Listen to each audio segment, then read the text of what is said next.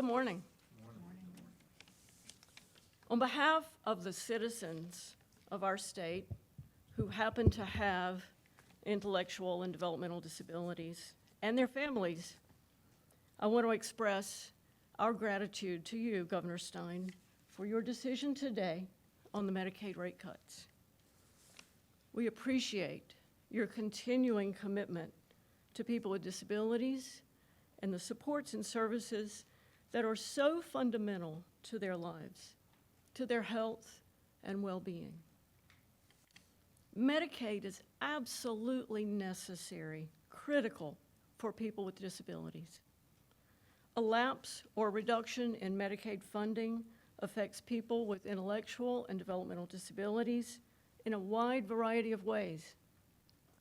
Because of the recent Medicaid reductions, we have already seen doctors who are refusing or reducing the number of Medicaid patients they're willing to see or planning to close their practice altogether. Community-based providers who are cutting services and supports. Direct support professionals who are leaving their jobs because they cannot afford to take a pay cut. And in turn, family members who are leaving their jobs because they have no staff support at home. We're seeing group homes that are planning for closure, leaving the residents with no place to live. Medicaid funding issues are far-reaching for people with intellectual and developmental disabilities. This group has the most numerous and complicated health disparities. People need daily supports through community-based services, residential services, employment services, and many people also need physical therapy, occupational therapy, speech therapy, specialized physicians, psychologists, and many others in the medical field.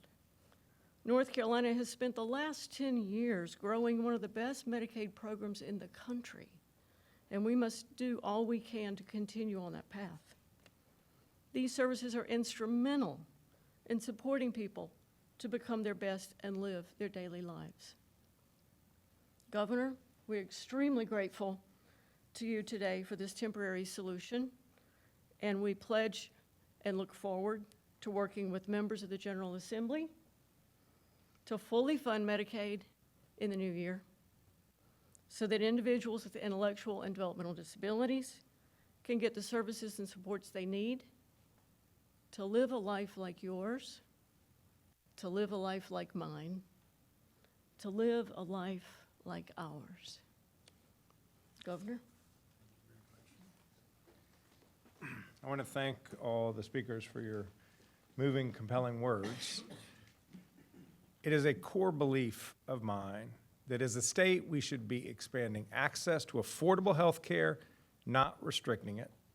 DHHS never wanted to be in this position. We look forward to the General Assembly coming back, working together. We can solve this issue on a bipartisan basis.